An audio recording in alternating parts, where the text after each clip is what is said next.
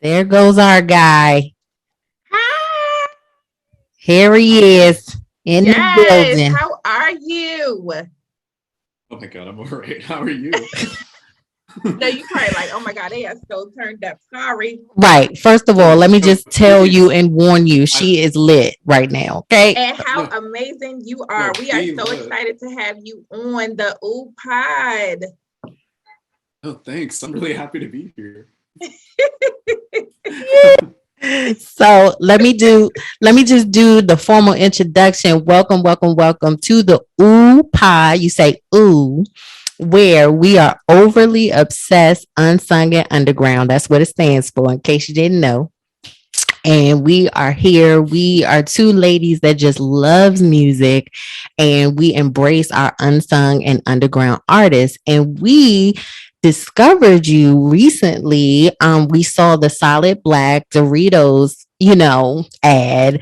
Where it was speaking about your campaign briefly about, bringing black back to techno, right? Mhm. And yeah, we were just like, oh my gosh, we need him here because it's not techno is not a genre that we normally listen to. So to see you and you telling us and educating us that it started black, we were like, oh, okay, we gotta have him on the We got to show. get him on here.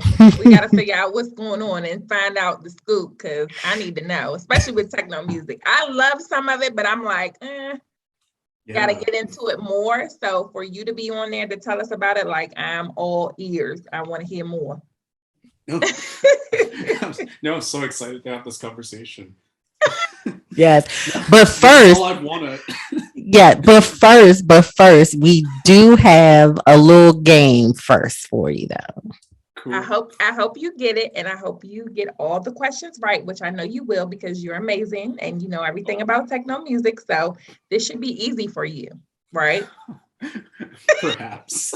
Oh my god. I Okay, needed so this. this is like a little icebreaker, right? So we have this trivia game. It's called Food Tech or House, right? So I know you know the difference between the two, so that's easy. That's neither here or there. So basically, you have to tell us what the difference is between house music and techno music. So, do you know? The first question is the origin. When did house music start and when did techno music start?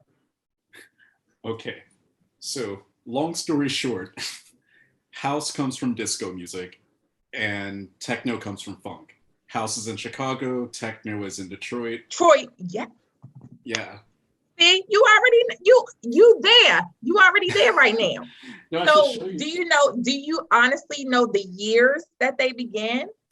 Yeah. Okay, so when did house music start?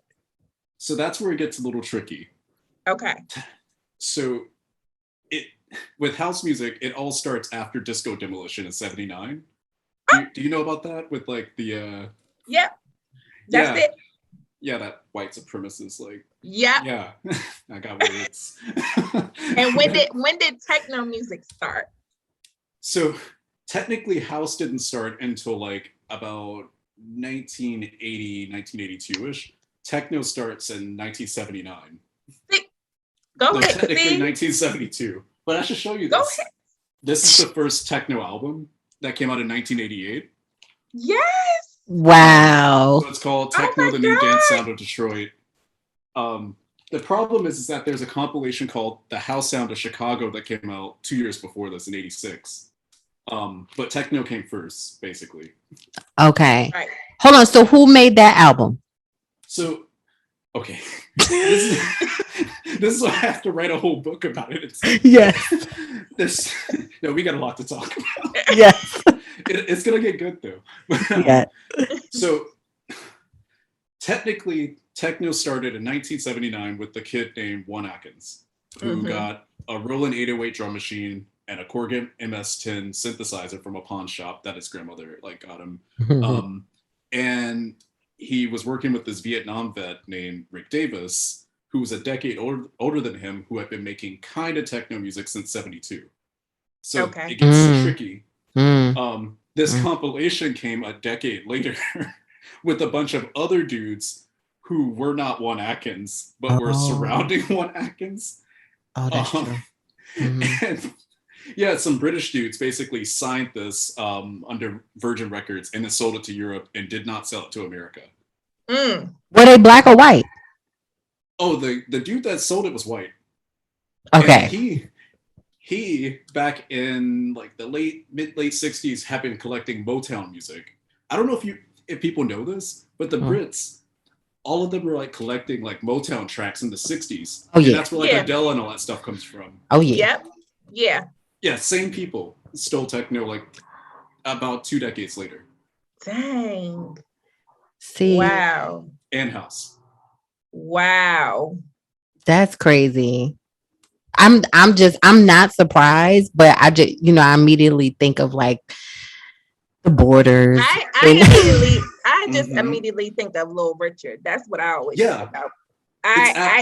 Every time something has been stolen, I immediately think about Little Richard and how all his work was stolen, which was really sad, and how everything that he has done has been sampled like crazy or has been stolen, and he was the first to do it. So didn't Michael Jackson buy his rights back from like the Beatles at some point? Yes. Yeah. Mm-hmm. Yeah. And not to go off, but I just found out because of obviously Donda dropped today, but come to find out that he sampled the voice of one of like a popular young contemporary gospel singer by the name of Brianna. How is it that easy to not, especially when you know that the person did it? They didn't care. They didn't care back then. Yeah. I mean, it's actually really funny that you asked that because I was reading Amiri Baraka's Blues People the other day, like taking notes. And actually he was talking about how, and I think it was the 30s or so, the music industry actually had a similar problem already with blues music, where like the signed blues artists were going back to their neighborhoods and collaborating with other folks, and unsigned artists would like cover their songs and they couldn't keep up with the copyrights. Copyright agreements is a really weird thing that, for one, the Europeans don't have a strong, like, it's not as strong as the Americans system, so they kind of can just sample and take as much as they want. And you can think about folks like Snap that did what's the big Snap song? I never heard of that though. Is that the group? You've totally heard of it. You heard of it. Oh, you mean the organization? Yeah, from it's they did those songs that were like Rhythm is a Dancer. Yeah. Oh, okay. Rhythm is a Dancer sampled Nucleus. Yeah, several. Yeah. Yeah, and also I mean like their singer was like this random woman that was not the actual singer, who was like a Black American woman that had been singing for Sylvester. Yeah. No, it's crazy. And then they also had a song called The Power as well, and that was sampled a lot of times. Yeah. That's so interesting. Oh my goodness. Thing's crazy. Yeah. But, I mean, Kanye does it when he wants. Yeah, I mean, he's his own person. He's in his own genre. So yes, it doesn't even matter. It really doesn't. You're just like, thanks, Kanye. Yes. Oh man. Okay, let's work through the questions really quick. Yeah. The rest of the OOUU pod, not the OOUU pod. Lord Jesus, am I drunk? OOUU tech and the OOUU means house. Yes. Okay, so I'm probably going to do 3 questions because we got to get into this interview so we can get this started. But what is normally the tempo that is done in house music? Like, what's the beats per minute? So all of this is so complicated. Because, the easy answer is the European standard for this is 120 BPM for house and 140 for techno. the trick is, listen, he know his stuff. Techno was made before this thing called the MIDI chord that came out in like 1985 that allowed for BPM to even happen and for you to connect like electronic gear together. But that was technology stolen from this black dude that went to Tuskegee University named Don Lewis.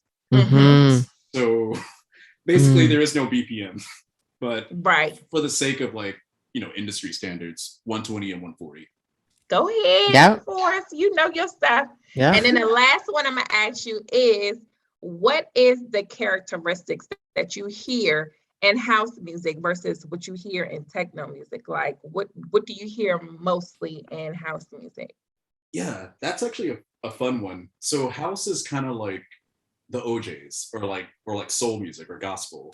There's a lot of singers. They have like, people don't realize this, but there are a lot of live drummers. They didn't have like, drum machines. Yep. Kick drum. Yeah. Yeah, exactly. It's literally like the church format. Techno is a keyboard and a drum machine, and then like imagining like the future, like literally like I don't know, like Wakanda or something. Just like thinking I'm doing something with my games, but I mean, Deforrest done won the whole game because like your stuff, so I can't even. Yeah, I'm done. I've been out here fighting these Europeans. We got to talk. Been out here like Princess Leia, like Anakin. You're the only one who could help. So no, thank you for this. You're so welcome. But thank you again for taking the time out. We don't want to keep you long. We like to keep it cute. That's what we say, keep it cute.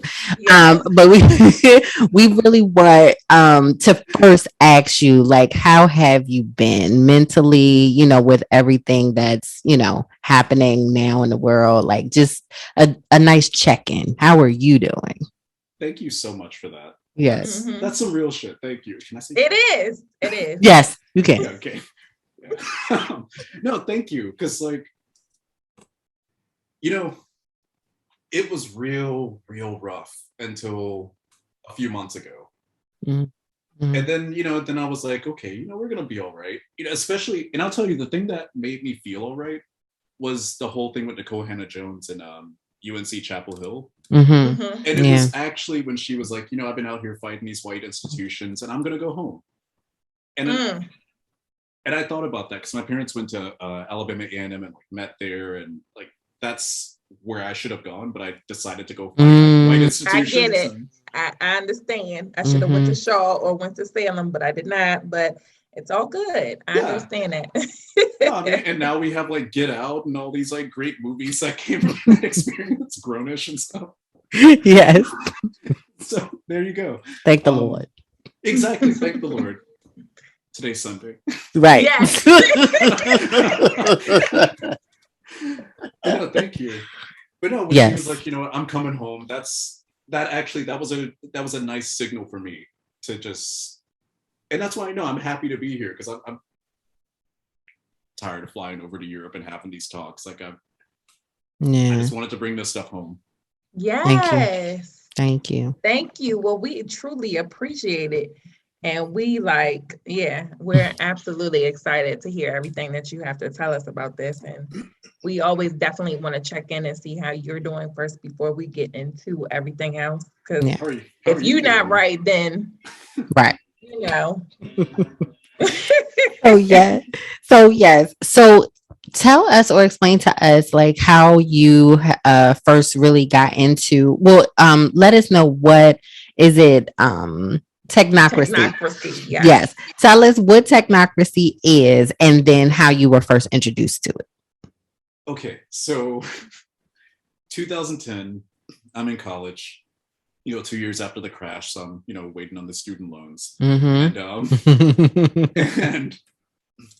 for 50 cents in the local like library or whatever, I found this book called The Third Wave, and this other book called Future Shock, and they were like 50 cents. And in this book, this white guy basically wrote the whole damn history of the world and was like, basically like screaming like, guys, like they're building this like technical society, like these Steve Jobs folks are introducing like iPhones. Like he's predicting this stuff in like 1970, 1980. And Juan Atkins was reading this stuff in a class called Future Studies in Detroit. When this stuff came out, he was like in high school and came up with the idea of techno. And I found Juan Atkins while Googling the word technocracy, which is a society run by technical experts. So again, like Elon Musk, like flying to the moon, Jeff Bezos especially. Because actually that Amazon fulfillment center where the strikes were happening, that's like literally like less than a mile away from where I grew up. And I would have been working there if I had stayed in Alabama. In fact, I worked at the Dollar General factory about a mile away from there before I moved to New York. So that was one of our questions. What would you have been doing? That's right. That's what I was saying. What if you would have been doing if you wasn't doing what you're doing now? I was literally one of those, like, I was a truck driver that I used to have to pay for school. And that's the scary thing about the Amazon stuff was like, I saw all of that coming 10 years ago and was like, oh my, and also Elon Musk was also talking about like automating all these cars. And I was like, oh my God, I'm gonna have a job. Like, and I was making good money back then. I was like 21, like, you know, but yeah, all I could see was like my future going away. And I was, I don't know, studying philosophy in school and film theory. Cause again, I was just like, might as well just study what I want while I do this like good paying job, and decided to go the other way and to follow my creative passion instead of the job, since Elon Musk is going to take it away anyway. But turns out this year that was a scam. He actually can't automate the cars and he's getting sued. So just stayed my ass in Alabama. Oh God. Hold on. Okay, so where you at now? New York. You're in New York. Yeah, where I'm at. Yeah. Oh, nice. I ain't in the city though. I'm in Mount Vernon. Yes. Oh, where are you? Mount Vernon. Mount Vernon. Oh, cool. Westchester.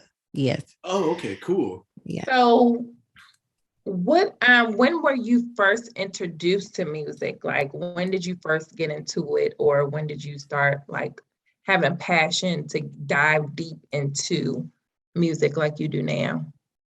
I mean, probably the same as everybody, really. I mean, Magic City Classic was a huge thing for me every year. Okay. Like the bands. Yeah. And then I started playing trumpet when I was 6. My dad bought me like my first trumpet and taught me how to play. And then obviously, like, you know, 95.7 Kiss FM, like that was huge for me. Like listening to like Moments in Love coming on like as a kid. Yeah. My dad used to teach, well, he still teaches at Miles College, and would like, I would go to and sit in on the classes with them, and we like commute home at night and I'd hear like the radio and just, you know, be listening to like, I don't know, all that Quiet Storm stuff, and it just blew my mind as a kid. Yeah, and still to this day, I never knew that they were saying moments of love in that one song, you know, and the whole time I'm thinking it's something totally different, and that's what they were saying the whole time in that song. So it's like, what? But you know, that's the more I grew into like, hey, music is amazing. It's just amazing. Yeah. No, music is the message.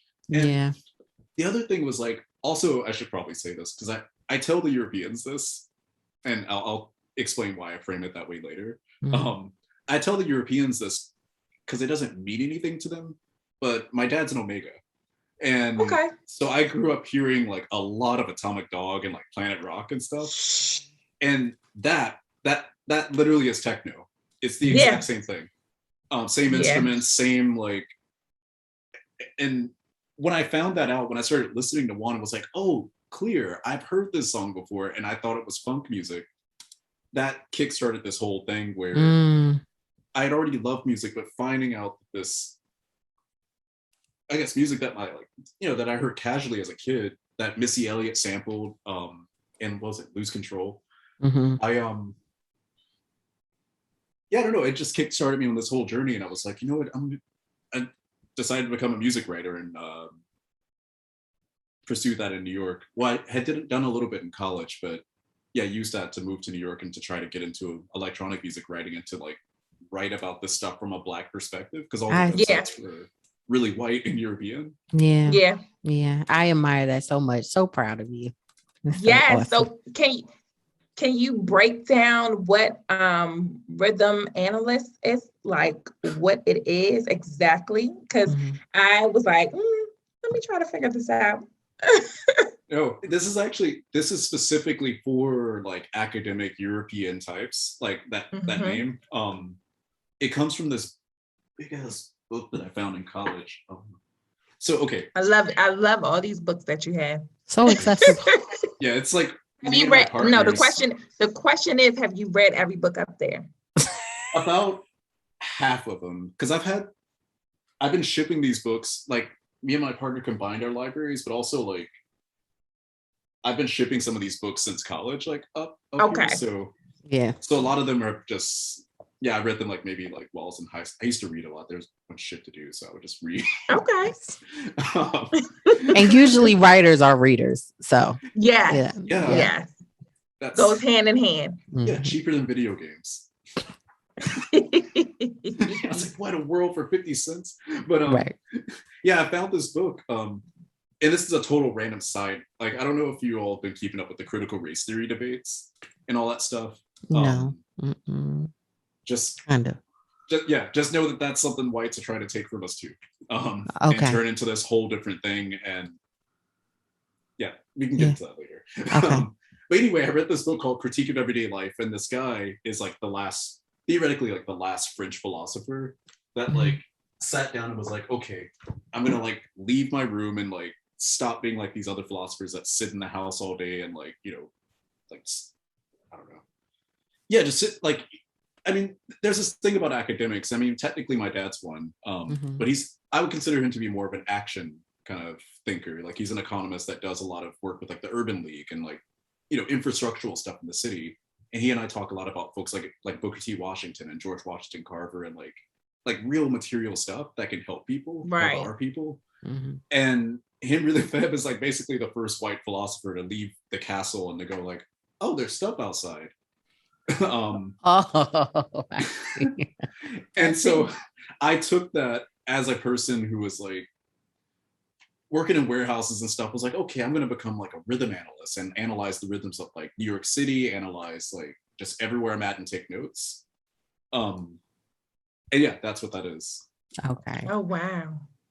So how do you feel that the dance music industry failed Black artists? I'm mad as hell. It's because actually, so this is where we get to the meat of it, like the tea. Basically, I'm ready for the tea.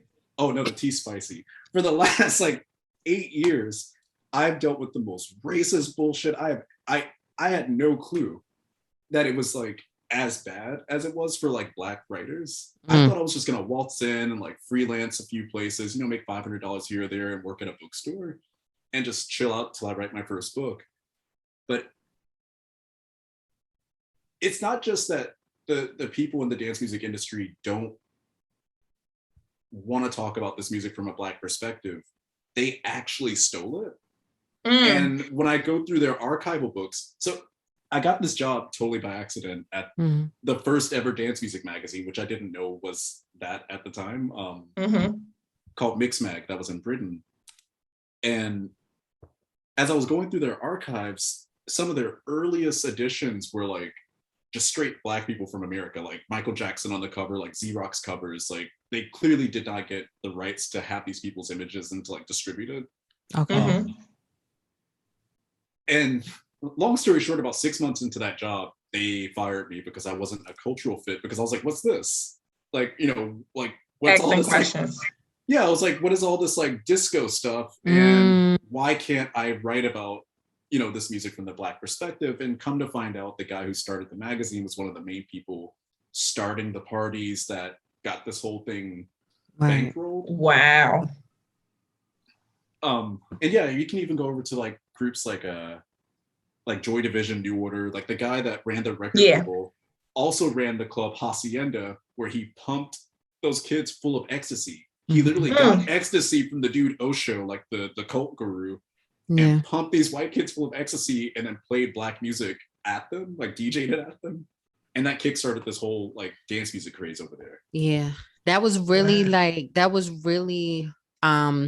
in my gut to like talk to you about, because this is one of the reasons why I feel like we don't naturally gravitate to the genre or we don't know about it. I mean, and so yeah, it's interesting. It's just like listening to it. It's just like, even with funk or whatever, I get lost in it. It actually helps me productivity, my productivity, which is cool. But just when I listen to it, I always kind of associate it with that. And then it'd be like, nah, I'm good, So let me ask you a question, Deforrest. So do you feel like where do I want to go? Parliament and Funkadelics, like, do you feel like Kool and the Gang and all them? Do you feel that they were part of the techno music as well? Well, that's kind of do they have their own genre? Well, that's the whole thing. Yeah, they would all be like, well, we're like funk, and techno is literally just funk without the band. It's just like one person doing the boom cat thing. Got it. But the trick is that one of the main techno dudes, Mike Banks from Underground Resistance, was actually in Parliament Funkadelic. Which people don't know. And Parliament Funk, or George Clinton was writing for Motown, and all the techno dudes recorded their songs inside of the old Motown studios. Oh wow! And that's why I'm so thorough about this stuff, because like as I dug in there, I was like, oh my god, they like that industry actually stole this stuff, and I have to tell everybody and get this money. Like they owe they owe people like a good $2 billion. They owe some money. It's $2 billion that the dance music industry is worth right now. And actually, Trax Records, there's two house music record labels, DJ International and Trax Records. They owe their artists about $1 million each for unpaid royalties over the last 30 years. Oh my god! And the dude like owned the pressing plant that he was pressing his records at, so he was releasing extra prints of the records without any of the dudes knowing. Spiking the prices on them. It's an actual like rope-a-dope like colonialism game. Yeah. And that's the thing, when I started poking, they were like, oh no, we gotta get you out of here. They're trying to get you out. They're trying to push you definitely out. You're getting too deep into. So what is the best advice that you have been given being in this industry and doing what you're doing? What's the best advice that you have given and used daily? Sadly, I'm the one giving the advice. I have literally, until last year, I had not met another Black person in the industry. Correct. Within the company, there are 200 people within the company, didn't meet a single Black person at all. So that's partly what the Make Techno Black Again project has meant for me, is literally a signal, both to people who don't know. So just the other day I was on the train and this young lady saw the hat, and I saw her kind of write the name down, and I was like, yeah, that's it. Just write it down and look into it. Yes. But also to the Europeans as I'm kind of like Candyman to them, actually. Yeah. He's the messenger though. Yeah, no, exactly. And you're really getting the message across. You are, when we seen it, I seen it pop up on the Shade Room, and I was like, oh my God, techno music, what? SOS Band or Cameo, you got Zapp and Roger, even the new Kanye. Sierra's Promise. All of that, all that stuff is techno. I'm hearing it now. I'm like, oh my God, yeah, I definitely hear it. But actually, I'll answer your question by giving this advice. If all of the, and I may get in trouble for this, but if all of the producers that are not getting credited and not paid by rappers decided to just release their music solo as techno, they would be making a lot more money right now and would have a lot of leverage in the hip hop world. And that's kind of what I'm looking for. The end game to all of this is a complete revolt of the producers in the hip hop world to get some electronic creation started again. Yes. That's amazing. So I will say, I know that your most recent project, it's the Black nationalist sonic weaponry, right? Yeah. So yes, and I will say I've gotten lost into that for sure. Yeah. But it has touches of spoken word and things like that, which is really, really interesting and honestly genius. And I want to use that word, and I keep saying that to Ree. It's just like we don't use it enough. Because all it is being a genius is doing something different and from other people. So I definitely view you as such. But what are some, what are some artists that we should know about that may have been a part of your project, or who are you really listening to other than yourself? Yeah. Well, the first thing I'll shout out is the spoken word piece is by my cousin who is 18. She just started, I think, Boston University. I should see where she's going now. But yeah, it's my cousin who I saw her actually post that piece on Instagram, and I was just like, I messaged her, was like, hey, you got to get on this album. I'll cut you a check. Like, let's do this. Yeah. Yes. And I was just so floored, like, because I knew that she was good. Mhm. Like, 'cause she actually saw her just before the pandemic. She was up here auditioning at Juilliard, and I was like I Good knew for her. I hadn't seen her perform, but I heard from the family that she was good. Mhm. And yeah, no, I just had to have her on there. But okay, so do you want contemporary folks or like Yeah, or does it matter? honestly, Whoever. anyone at this point. We Anyone. want to know. Mm-hmm. The main one I'll say, actually, if we're gonna just to do an old one, so there's Mhm. Underground Resistance, which I think is like really, really important for Black people. These two are very important for Black people.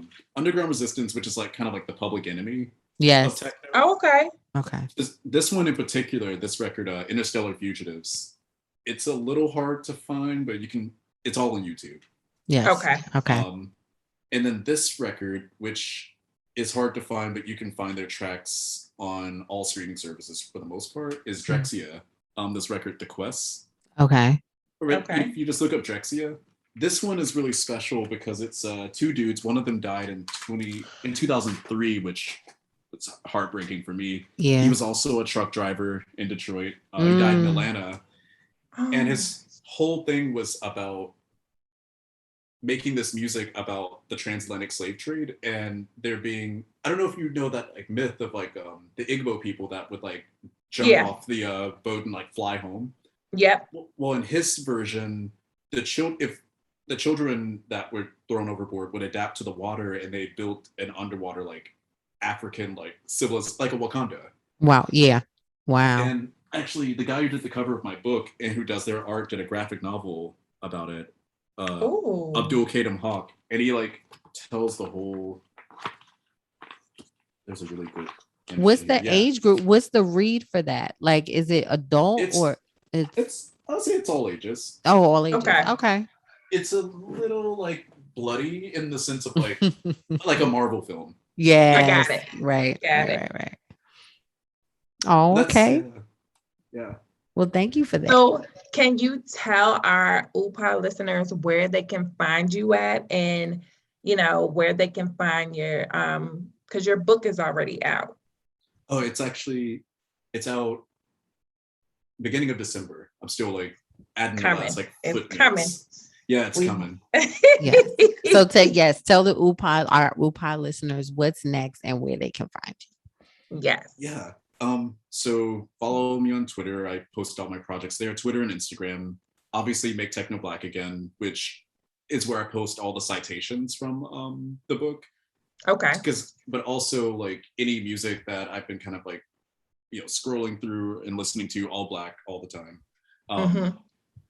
And if you follow the Make Techno Black Again account, try to check it regularly if you want, because I do try to weave little threads in there if you don't want to pay the $16 for the book. Like it's all in there. Okay. But what's y'all better buy it. Yes, for $16, you better buy two. Sure. Yeah, right. Y'all be eating damn Happy Meals and burgers like nothing for $16.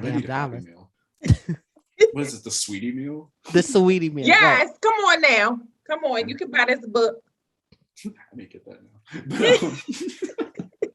But yeah, no, that's pretty much it, is the book. And there's still a few copies of Black Nationalist Sonic Weaponry left. If you can just sit and listen to it. It's an hour and a half of For sure.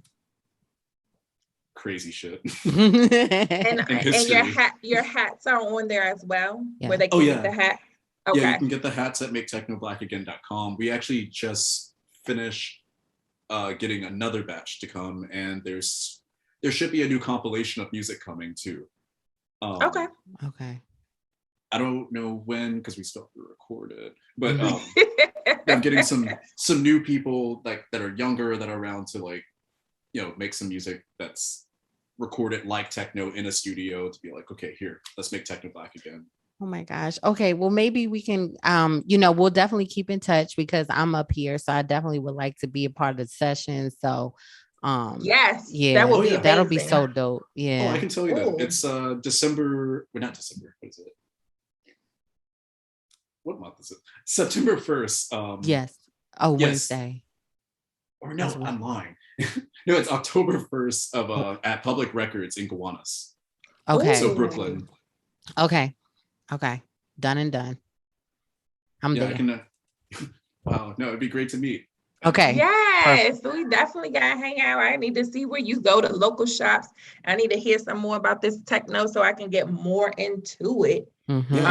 I'm already into it a little bit, but I need to get into more of it or hear more of it. I would say start with the compilation. Okay. You can find the new Dance Sound of Detroit on YouTube. Okay. And that's how this stuff is right now. Like with the rights, it's all on like YouTube, but you can like buy the CDs. But this is the starting point. Like, yeah. Okay. Got it. So our last question, because we got to wrap up, but and we can always have a part 2. Let's keep that in mind. But keep that in mind, Deforrest, because we got more questions to ask you. Yes, but Thank you. Our last question of the night is: who you rocking with? wait, is that like a am I single question? No. When we ask that at the end of the show, we always say, "Who you rocking with?" You're supposed to say, "I'm rocking with." With you. Yeah. I am rocking with OOUU. Wait, I'm rocking with OOUU. Yes. That's what I'm talking about. Oh my god. No, I totally missed that cue. No, that's fine. It's everybody, and we love to do it. We do it every time, so people could just kind of be off like, "What? What are you talking about?" No, but we love it. That's like a meme I saw where they were like, I was at the cookout and I didn't know the electric slide. Which that's the thing. Do the electric slide to techno. In Detroit, they call it the JIT. Oh, okay. Or no, it's the Detroit. It's called the Detroit Hustle, but it's the same thing as the line dances. Okay. Oh, okay. That's good to know. I will. I love it. I'm gonna do it. Yeah. No, thanks so much. Great speaking to you, and we're gonna do a part 2. So Sure, we'll see you soon. Let me know. She's so drunk. All right. Bye. I'm stoned. Bye-bye. Talk to you soon. Bye. Bye.